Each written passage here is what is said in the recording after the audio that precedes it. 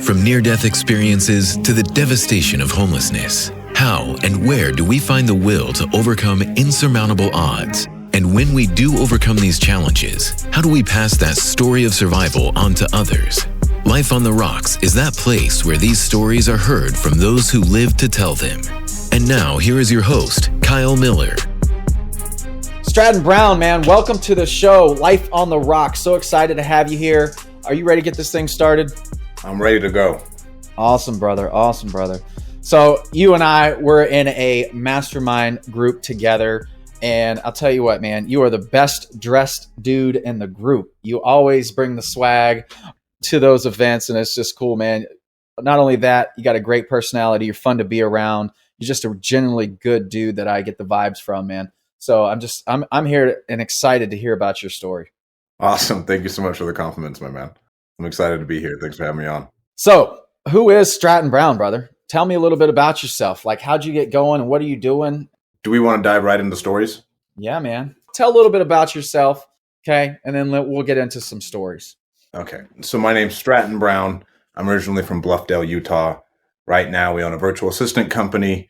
We wholesale some houses, have a flip going, have 500 self-storage units under contract. Overall entrepreneur.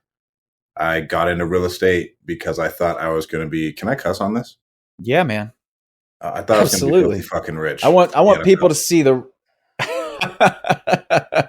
I want people to see the true people that are behind this, you know? Absolutely. Okay. So I got into real estate and business. Originally, my first business was mounting TVs for my college roommates, and I'd go in there and I'd mount a TV and they'd pay me like $20. I remember I brought out my entire tool set because I grew up pretty handy in the country and nobody else knew how to use tools, and I was baffled. I was like, how do these people survive? And that was like my first business, right? Going around and mounting my people's teammates' TVs. And then I played football at Fresno State. By the end of it, my senior year, I was all conference, 17th in the country in tackles. Thought I was going to go to the league and have a decent career. Like, I wasn't dumb and just thinking like, oh yeah, I'm going to be a Pro Bowler. My senior year, my defensive coordinator had put out 7 first-round draft picks at defensive back. So like, he's really good at what he does. And he told me, he was like, bro, I love you. You're the hardest working person I know. But he's like, in all reality, because like we'd have to game plan around my own shitty athleticism. Like, I was good, but I was really good because I could watch more film and then like expose tendencies and stuff. I wasn't like a freak athlete. And so like I would know the spots I'd have to be in from film study, not by me being freakishly fast and be able to go like make those plays. Right. Okay. I was a DB in college, but not Fresno State, that level. But oh, you played college? I know exactly football? what you're talking about. I played D2 football. College ball. Yep. I was a free safety. Hell yeah. I would like to hit. Same. I played free safety and strong safety and corner. So I played. Oh, nice. I played a new position every year. Nice. Yeah, overall, so you get it. Like, you have to game plan around your athleticism. And so he was like, yeah, it ain't really going to happen. I see you being able to, like, you'll play. Like, are you going to be a Pro Bowler? No. I think you'll be a really good teams guy. And so I went into it with that mentality. He's the only person who is straight with you. And you could say he's trying to shut down your dreams. But athletics is the only thing to where, like, you can have the best mindset in the world, but you can still get exposed. You know what I'm saying? Yep. And so exactly. That's what led me to that. Went in the NFL, tried out for the Seahawks. Nothing came from it whatsoever. And then I came home and I thought I was going to make a bunch of money. So I was reading a bunch of books on real estate, Grant Cardone, Bigger Pockets. And when I came home, I started a home inspection business because I wanted to stay in the real estate space. I did a mock inspection and I did it one time and I said, fuck no, never again. Yeah. And then from there, understood. I didn't introduce you to Alan Folio, but Alan used to be in the DM family, and that's how I met Mark. And so I ended up working with Alan, running a lot of his marketing, sales, acquisitions, and stuff like that. Then eventually I broke off on my own. And that's kind of how I got started in real estate. There's a whole bunch of ups and downs in that story, but that's how I got started. Gotcha. So mindset, like, some people don't understand what it's like to be a teams guy, right? And so automatically, if you're able to take that mentality and you're looking at the NFL as a job, right? At this point, like, hey, I know what I'm supposed to be. I'm supposed to be the team's guy. I'm not going to be the superstar freaking guy. I'm not going to be Brian Dawkins, right? And just laying people out per se. That's what we're kind of going into it. Is that what you're thinking? Yeah. Essentially, he was like, bro, you can work your ass off. And like when I got to Seattle, like you could tell, dude, they drafted a dude at my same position who was 6'4", ran a 4.3 and played in the nickel. And so like if you get football, when I got to Seattle, I was like 6'1", 195 pounds, and I was not running a 4.3, and I could not play in the nickel. So like it was a very, very big gap of when I got there. Right. And overall, I was out of college. All I want to do is just make like $100,000 a year. Like that was my goal. Like I just like, bro, I just want to make $100,000 a year. And I remember working backwards. I need to do this many home inspections in order to make $100,000 a year. That was my overall goal. Right. So as this $100K a year, is that now it's coming like once you realize the NFL was done, that's what you were thinking. $100K a year, then I'm killing it. Then I can live a life that I want, right? Is that what you're thinking? Yes. And then you do this mock home inspection after you run all the numbers and you spent 3 hours there picking this house to pieces. You make $450 or $500, whatever it was, maybe a little bit more. And you start running, how many houses do I have to inspect to make just $100K on that? Is that what you're thinking? And you're like, dude, no, not doing that. I didn't even get paid. It was like a test home inspection. I'd go into a crawl space and I was like, no. Like I remember like going down there and like on my hands and knees with knee pads. And I was like, I'm going to get bit by a snake. I'm going to die. I chose the wrong thing to do. I was like, man, what am I going to do? And so and then like that same day I called Alan because I met Alan at a meetup. And he was like, oh yeah. At a point in time, I was making $20,000 a year. Now I make $200,000 a month. And I was like, oh yeah, cool. Yeah, whatever. Like that's dope. Like, it didn't even register to me, right? Like that's not something you really think about. And then I called him. I was like, bro, what the hell do you do again? And I started knocking doors for him. I just looked at this crawl space and it's not what I want, but I want to know what you're doing. I had Alan on the show a couple weeks ago. Yeah, I get it. I get it. I started out as a real estate agent.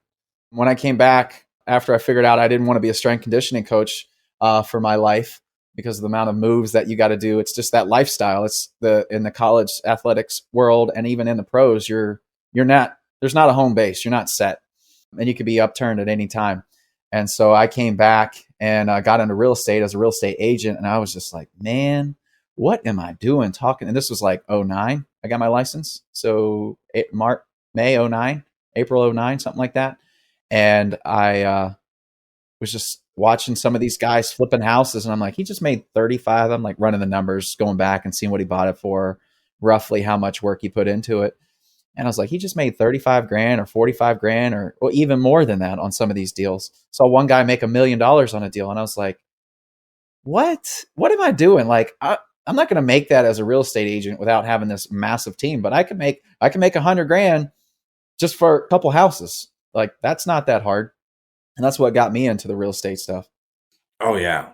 And I remember, so this goes into a story. So when I first got started working for Alan, I was dead broke. I had a baby on the way. And I was door knocking so much that my girlfriend thought I was cheating on her because I'd just wake up and leave and I'd come home when the sun went down. And that was just kind of the way it was. But like he was like, you just need to keep knocking, bro. He was like, hit 300 and you'll get a deal. I hit 300 and I didn't get a fucking deal. But I just kept knocking. Right. I mean, if he's doing it, he's not going to lead me astray. Right? He's going to make money from this anyways. And so I just kept on knocking for a long time. And then eventually I would be knocking and cold calling at the same time. So I'd knock pre-foreclosures. Then I would hop on Mojo on the go in between doors. So I would put in the address. I'd have Google tell me where to go. And I'd be Mojo dialing people as I'm driving in between houses. So you're straight hustling. Hustling, bro. Like you're just like trying to make money. Yeah. Was he paying you a salary on that? Or is it just, that was all out of your pocket? And then once you got a deal, you were going to split money on the deal? Bro, that was all out of my pocket. I only got like $1,500 a deal. He was like, you can come work for me. I'll pay you $1,500 a deal. And I remember going to him. I was like, I don't want to work for you, but I want to be you. I mean, but like, I'll work for you. I mean, and I got Alan Folio is one of the most influential men in my life because I got like an MBA in real estate. Like the dude is legit. Alan right now is buying Right. a fucking house a day.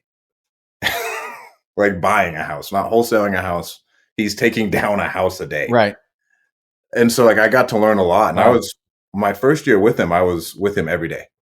Like we'd be Okay. together. It never felt like I was working for him. We'd be together and we'd do sales, we'd do marketing, we'd come up with new plans. Like I was with him legitimately every day, going and looking at properties. Gotcha. Like, he taught me so many different lessons about business to where that was really where I got like my true start in business was learning from Alan. Gotcha.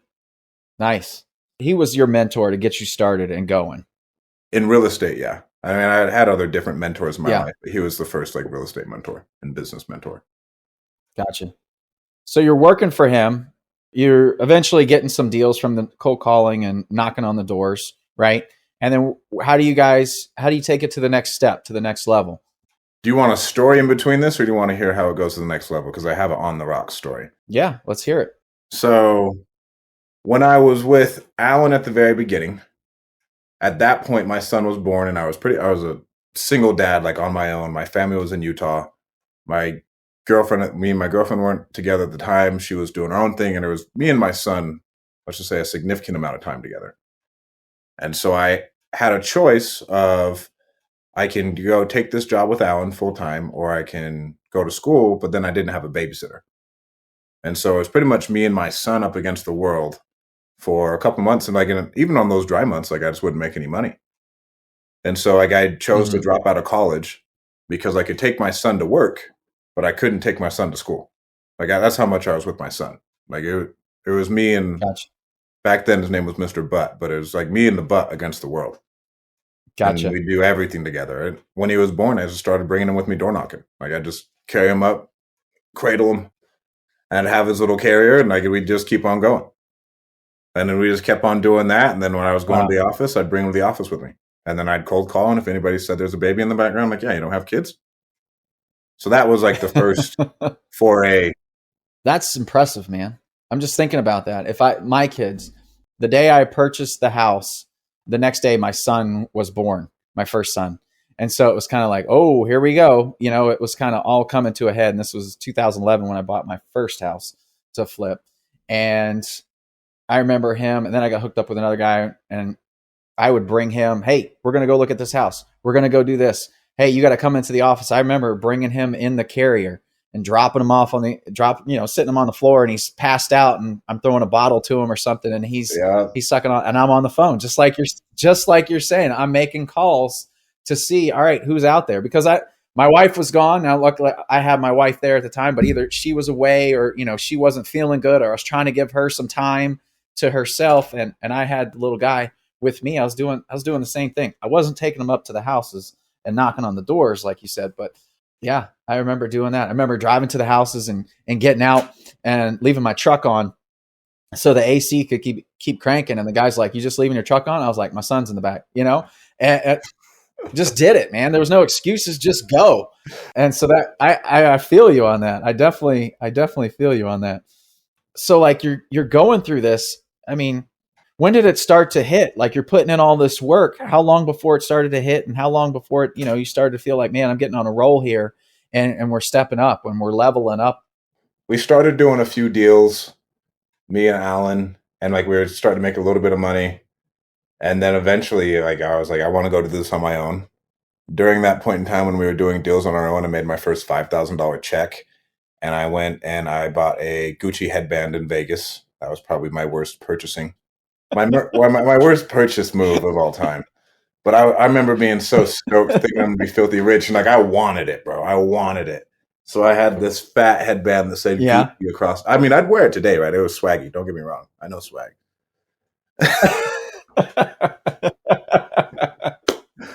I love it. But so we're doing stuff like we hit a stride. We were doing really well. And then I was like, Alan, you know what? I'm ready to go out on my own. And I proceeded to go out on my own, but like I had no money. Like I just proceeded to go broke. So now I'm out on my own. I go broke. I have to sell absolutely every item I have. I ended up selling that Gucci headband my first month on my own to try and like What'd you sell recoup it some for? cash. I think I bought it for like 500 to 700, and I sold it for like $150 on eBay. Um, we have that, and then I sold all of my college football gear. I sold my helmet. I sold the majority of my clothes. I sold the majority of my shoes, and I was like back at square one again. And then I had to start. I remember when texting was kind of coming out. Like I was going and donating plasma 2 times a week to make extra money, and just calling. Right. And that's what I would do. And then it got to a point so bad to where like me and my son legitimately just ate bananas and rice for like a whole year. Like it was just bananas and rice, bananas and rice, bananas and rice and Spam. And it was that because bananas were always on sale at the Target across the street from our house. And so we always knew we could get bananas cheap. Rice was always good. Right. And that's kind of just the way it was. It was me and, like I said, when I said it was me and my son up against the world, it was me and my son up against the world.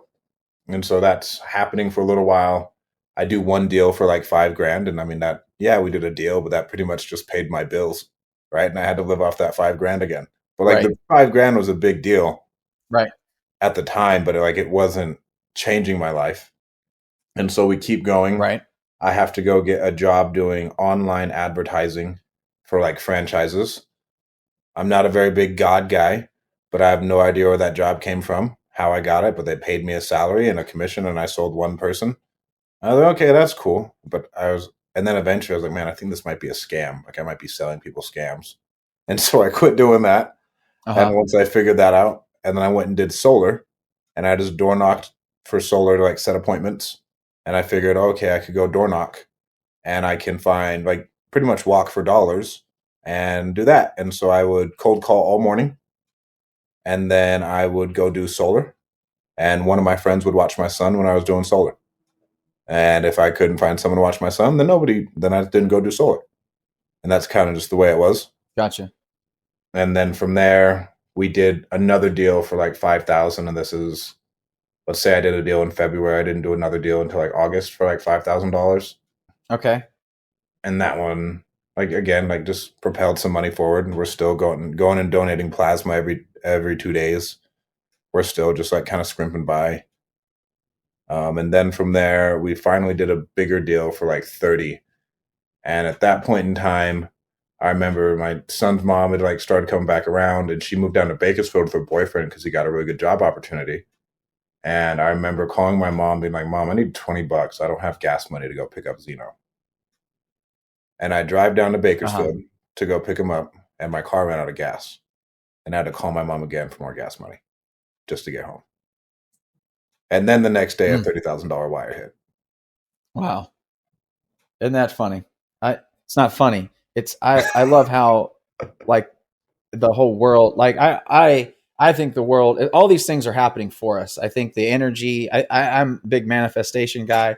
I like that stuff. I believe in that stuff. I think it's all happening for us for certain reasons. And when things happen, like the timing of things, I find ironic how like, oh, wow. Like I'm down to my last dollar and then boom, that hits. Boom, this hits. And it's happened to me over and over and over throughout life when I'm thinking about something, when I'm putting it out into the universe and, you know, I need this to happen. I need this to happen. Have you ever, like, let me detour real quick. Have you ever not thought of something really, really, really, really, really hard and not gotten it? Like, no. And put effort into it? You've always got, yeah. Always. If you put and that's all you focus on. And I'm like, I'm going to get this deal. I'm going to find something. I'm going to find something. And you just keep going and keep going. It always shows up. It's crazy. And I test this stuff out with different things in my life, things that I can see that come to me, that come into my life. I'm thinking about, for example, I haven't got a deal from a realtor in a long time. Maybe I should like think about more realtors, think about deals from realtors. Dude, I'll get a call like 3 days later from a realtor with a deal. Hey, Kyle, I got a deal. Oh, really? Oh, that's interesting. Maybe I should think about realtors more often, right? About people just bringing me deals because it happens and it's crazy. And then when you put effort and energy behind it, it happens faster. And then if you get really conscientious about it and you do it with everything in life, on just different things, then it comes out of the blue. Exactly. I'm 100% a believer in that. And then again, like I'm not a very big God guy. I'm like very agnostic, almost an atheist, but I tithe on everything. And even when I was broke, I tithed on all my money, and I got that from Bob Proctor. And I'm guessing you've heard of Bob Proctor. And like I remember being dead broke Bob. and still giving away 10% of my income. To where it even got to a point where I was like, you know what? Bob's right. I only have one car, but maybe if I give away my car, I'll get some more shit coming back. Like to where it got to that point to where still to this day, I've been at very, very, very similar points to the one where I had zero money coming in and I'm still donating 10% of my income no matter what. And I'm always taken care of. Yeah. So I'm a big, big, big proponent of that. I just give it. So we give a lot of money to like Operation Underground Railroad, Boys and Girls Clubs. Yep. But like that's tithing on your money and then manifestation, I think, are two of the biggest things you can do that'll take you the farthest, and it's the easiest. Well, tithing's not easy. I mean, it's like you got to get used to giving away 10% of net income. It's a hard thing. It's hard paying taxes, dude. You know, like, it is. Yeah, absolutely. So you're going through this, you're getting some deals now. When does this all start to come together for you, man? Like when does like you really start to see some funds and stuff? So we made the 30 grand. Oh, this is another crazy part. We made the 30 grand and we're good. And then I'm currently living with my girlfriend. And I can just temporarily while me and my boy are looking for an apartment. And then my boy just moves into an apartment without me, doesn't tell me. And I call him like, hey, like I found a spot. He's like, I already moved into a spot. And so it made me and my son homeless. And that's how me and Kalani started living together. And so that happens. Gotcha. And then from there, then we start doing deals. We close that one for 30. We close another one for 20. And like, then we start like getting actual momentum. And that's when it really happened. So like around when we made 30 grand on that deal, that's when stuff really started like coming. Nice. And what were you doing? Were you putting money back into marketing to get more deals, or how were you allocating that 30K? Marketing and education. Even now, marketing, education, some crypto, but most of my money goes back into me developing skills. Gotcha. So with so that got you on the roll and doing deals. And now, so you're doing real estate deals, right? And then now you said you have a VA assistant company. How does that all come about? Oh, this is an interesting one. So I met a dude at a conference, at a Rafael Vargas conference. That dude's a scammer. But okay. Raphael? Yes. Yeah. I don't know him. I don't know. But then from there, I met him and Raf's conference was amazing. I met him there, and then I meet him at a Steve Train conference. And then I go to his own conference that he put on. And I was like, hey, like he said, I have like a cold calling company I'm starting up. I'm like, awesome, dude. I'm tired of you going through all these different call centers, training them myself. Why don't I use you for a little bit? And I give him a little bit. I'm like, hey, yeah, let's just do 2 of them and see how it goes. And like we do a deal. I'm like, all right, I'm ready to throw down. And then I had people coming to me wanting to invest with me just to do their marketing so they could get deals. And we had a set assignment fee I'd make no matter what. And I was like, oh, cool. Like you fund the marketing. Gotcha. That makes it easier for me. So we pay the guy. We pay him all up front for the month. And he falls off the face of the earth, won't pick up my phone calls. Just disappears. Just gone. Ignores me. No KPIs, no leads, nothing. $6,000 down the drain. Right. And I was this is what? Your cold caller, or is this? No, this is like through the dude who I met's company. That dude disappears. Oh, okay. We gave him $6,000. Gotcha. And he just disappeared on us. And so I was like, oh man, okay, whatever. That shit's fucking gone. Right. And he did it to me and another dude who's a really close friend of mine. I was like, hey, yeah, I'm using this company. We're having success. Come on over. And he was like, oh, if you're using them, you're doing good. I'll use them. Right. Pretty much walks away with $12K. Like, I mean, you can't burn your name for $12K, dude. And he completely fucked us. Right. So that happens. And then I go to another virtual assistant company. And they, at that point in time, I had like 8 people with them. And I was like, hey, I need like 6 more. And they fulfilled it. And the people were awful, like absolutely awful. I was like, all right, I ain't doing this. Yeah. You guys are really bad. On to the next. And so I do that. And then I just, you know what? I'm bringing people all back in on my own. So I bring everybody back in. Okay. And a bunch of people were coming to me for virtual assistants. At that point in time, my company was like pretty much on autopilot. I didn't have like a massive conglomerate, but you can set up a wholesaling company pretty easy with a leads manager and some callers and some texters, right? If you're only talking to hot leads, Right. you're not going to be on the phone all day. Right. And so I have that going. People keep coming to me for VAs. And I was like, huh. I asked one of my friends, like, hey, do you want to like do this for me? I need someone who's really good operationally. And so we started it just by like staffing people. Like, hey, you need some callers? Like, here's like some people. And like we charge like $500 a pop. And then from there, Pace, and who at the time had just started a VA company, was like, no, bro, don't do that. You want cash flow. He was like, just make an arbitrage on the hourly and charge them an upfront fee. Gotcha. I was like, okay, sweet. So we do that, and then eventually we got like clients, then more clients, and then we did over $1 million in like the first year and a half in that company. And rev on that? Yeah, and rev on that. No ad spend, all through Facebook and Instagram, all through me just talking shit on social media. Oh wow. Nice. So that's how we started that VA company. So you just got, because the guy stiffed you for the $6,000, well, $12,000 because you didn't want to burn your name. You went out, found a way to make this happen and go, all right, I got to make sure that this guy gets his money's worth and that I get my money's worth or build this out. And then you're able to take that and turn it into something that makes you money as well. Yeah. Because you kept getting crap people. So you're like, basically, man, get thrown a bunch of lemons and now, oh, let me go ahead and squeeze these things and make this sweet lemonade out of it. And we'll do $1 million in rev in our first year. Pretty much. I mean, that sounds easy, like guys, if you're listening, just, that's all you got to do. All right. That's it. I mean, just, you heard it right here. I mean, don't do any paid advertising and just put it on social and people will buy it. I mean, there's got to be so much that you learned as far as in marketing and how to push that stuff out and how to put all that together. I mean, how did you learn how to do all that? Just because you had to? Yeah. I mean, I just go on. I started my podcast and I'm like, hey, if you need virtual assistants, go to callmagicians.com. They'll hook you up. And at that point in time, for whatever reason, I had a really good network. And so I got to get like really big people on my podcast. And so that lended me some credibility. In my own, let's say, geographical area. I had a lot of credibility because I was good at what I did. And so that spread by word of mouth.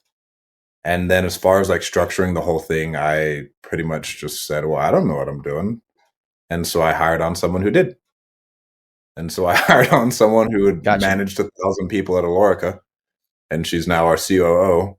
And her and we had another girl who handled operations, another girl who handled HR. And then my partner, they handled all like the systems and everything and the culture. And I handled leadership, sales, and marketing. And that's kind of just how I did it. And what I've learned is operate a lot more in my unique ability and hire out the rest. Now, when you're talking about your unique ability, right? I know that some people, this might be the first time they heard it, but sometimes some people this isn't.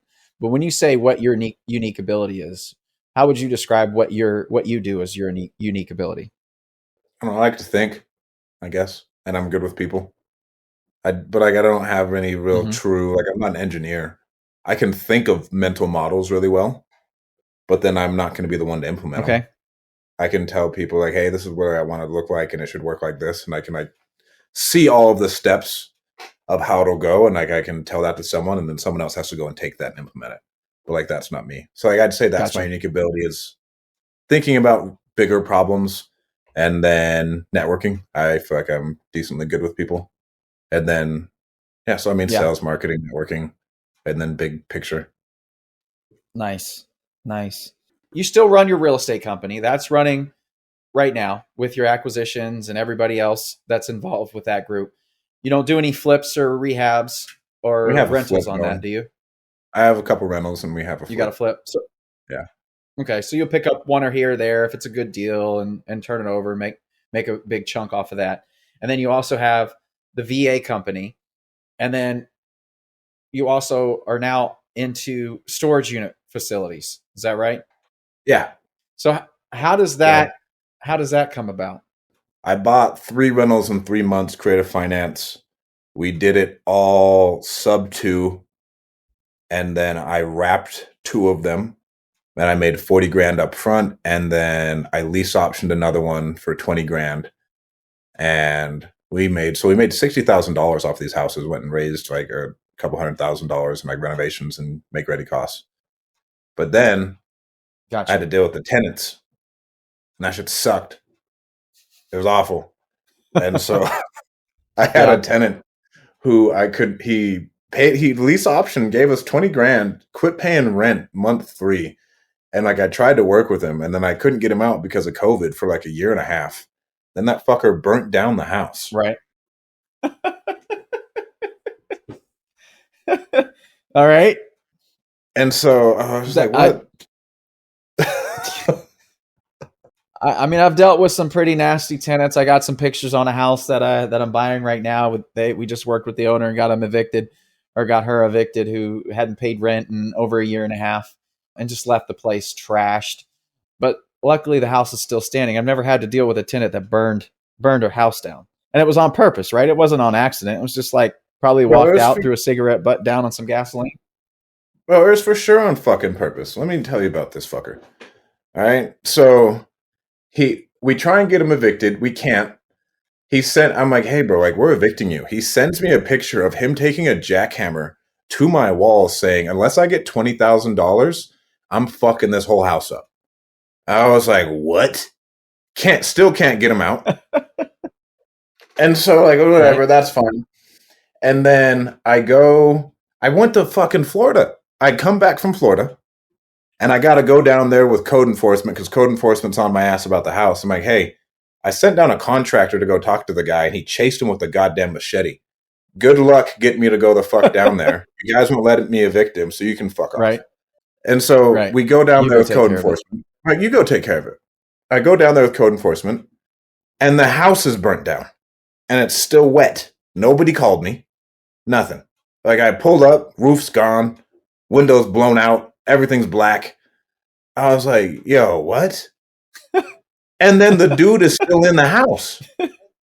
Like, he was a heroin addict. He was still in the house. The cops had to kick him out. And so I got to go to my insurance company. And this is crazy. Sorry, the story's going a little bit long. I have to go to my insurance company. Since I bought it sub 2, I had to have the woman, who was 92 years old, come sign the check that I got from the insurance company, along with my private money lender. The woman, I thought, died during COVID. Right. None of her numbers worked. And so I had to Google her name. I Googled her name obituary. I Googled everything. I eventually found her, called her. I was like, hey, how you doing? You remember me? I bought your house. And she was like, yeah. I was like, I'm going to need to come down. I need you to sign a check. What is your caretaker's phone number so I can explain this to her? So we have to go down there with the caretaker, get an insurance check. We get it all signed. And then we have it in escrow to sell. And the motherfucker burnt the house down again. Like, so whatever was left got burnt down again. All right. So you got to tell me. I want to know, like, what happens after that, because I've never dealt with that. And then from there, what happens when your house catches on twice? I call our insurance guy, and he's like, bro, you ain't getting shit. And he was like, we gave you all we could. And so, but I mean, we still ended up walking with like 55 grand. But the best thing that could have ever happened to us on that house was that it burnt down. Because if it didn't burn down, really? Oh yeah, bro, I would have been underwater from hell on that house. Yeah. That's amazing, man. I've never had a house burn, knock on wood, and I've never had one burn down twice. So just in this whole general stories, right? And everything that we as real estate investors, entrepreneurs deal with, we're always running into these crazy situations. You know, I talked to my dad, who's now my project manager for my houses and stuff. And he's like, well, what's going on with this house? Well, tenant's doing this, past owner's doing this, like this issue's happening. And he's like, are you serious? And I'm like, the whole world of real estate investors, you deal with so much crap. And sometimes the people, not all the time, but sometimes the people that you deal with are such shitty people. Like, anything that they can do to cause you pain, heartache, or they do it. It's like, guys, there's reasons why we sign contracts. There's reasons why we sign leases. There's reasons why we do all this stuff. If you do X, I'll do Y. So many people will get so bent out of shape because they didn't do X, and so I don't do Y. Like, listen, you do X, I do Y. That's how it happens, right? Like, you pay rent, I make sure the roof doesn't leak. You pay rent, I make sure all this other stuff doesn't happen. And so, like, some of these people don't want to pay rent. Well, you're doing this and doing that. You don't have the. It's amazing. I deal with this when I'm on the houses that I'm buying from people, on some of the houses that we own. It's this never ending battle. And half the time, like, I try to do right by everybody. I bought a house 2 years ago. The guy was paying $430 in rent, which market rents $1,100, $1,200 easily for this house all day long. I bought the house. I put a new roof on it. I put new windows on it. I put the siding on it. I made sure all the mold and everything was taken care of underneath the house. I made it solid for this dude to live in.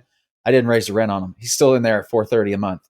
But he's a good dude. Like, he tells you what he's going to do, and he does it. Like, if this guy was a shitbag guy, I'd be like, no, let's get him out of there. Let's put a new guy in there. But he's a genuinely, like, good guy, and he's just got either one, doesn't have a ton of Social Security coming in. He's an older gentleman. Like, I'm not kicking that guy out. Like, I want to do the guy a good deed.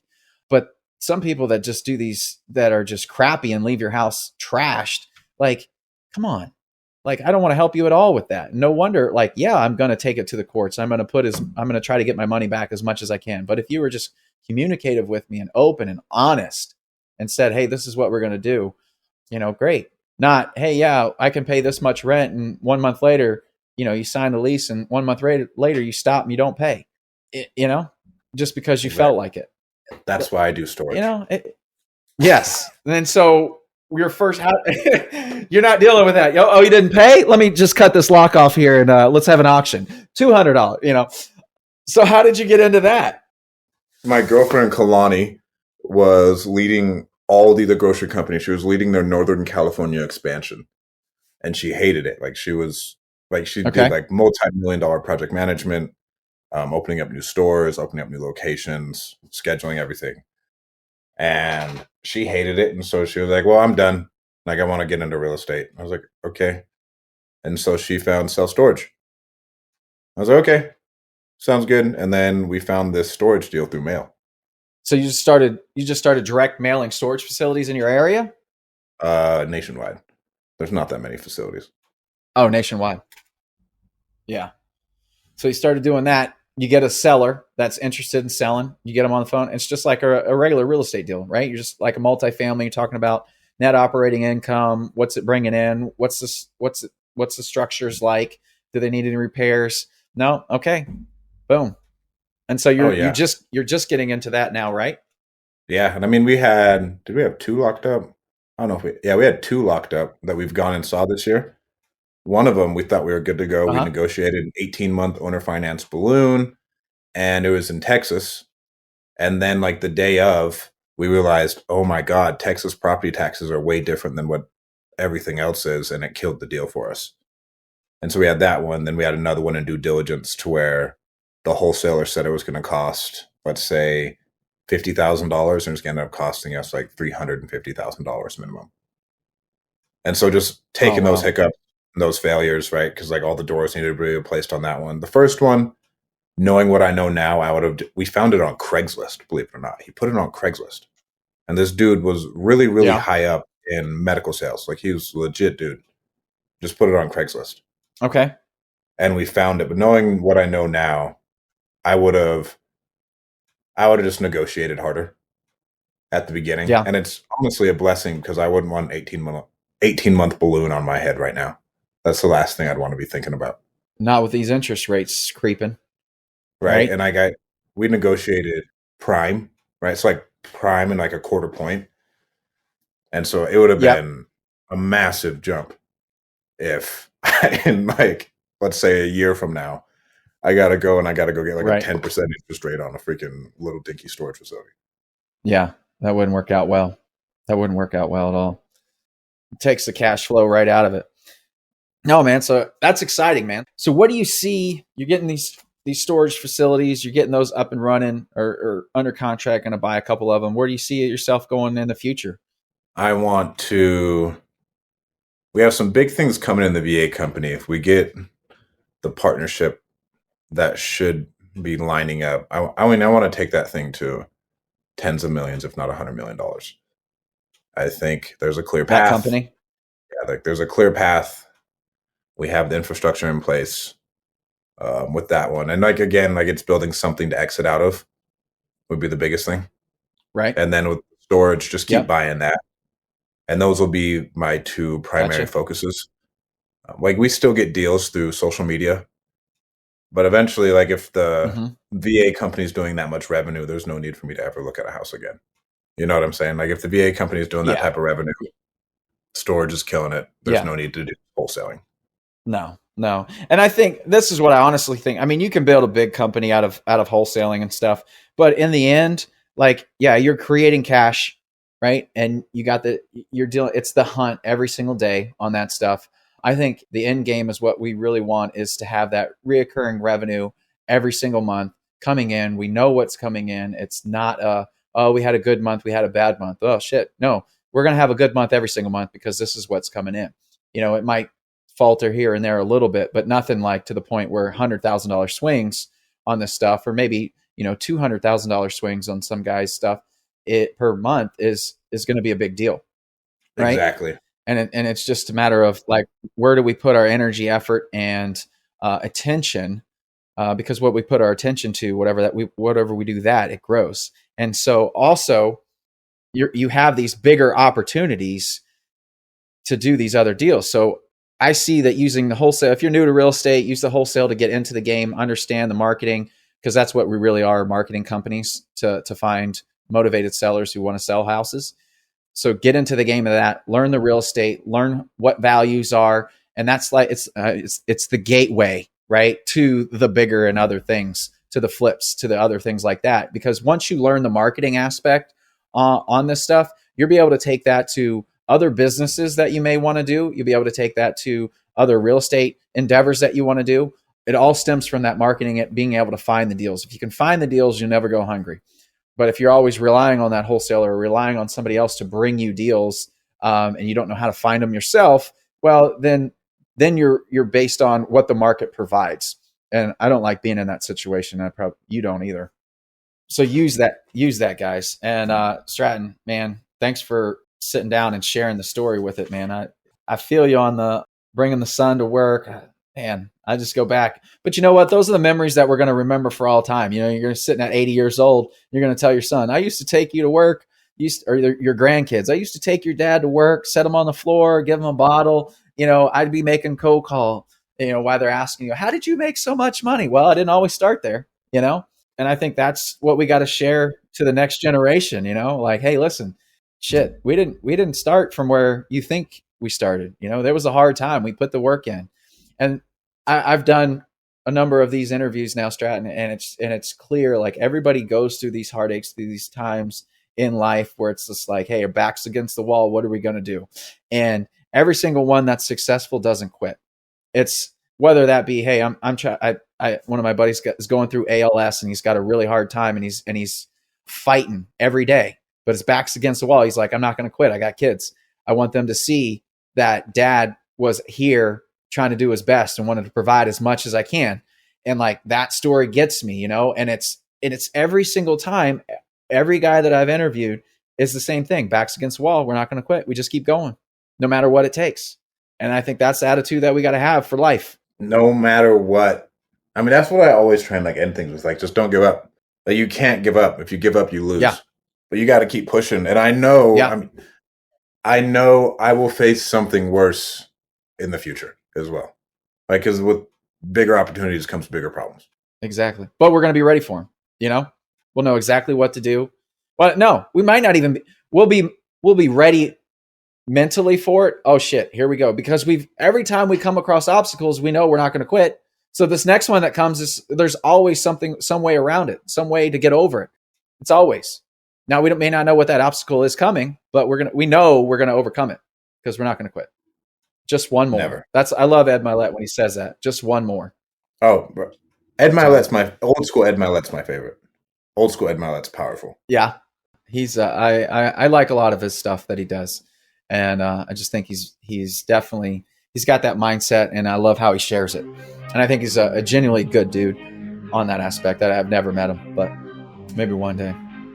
But I appreciate it, Stratton. Thank you, brother. Thanks for jumping on the call with me today, man. And until next time I see you, Swag Daddy. Thanks for having me on, bro.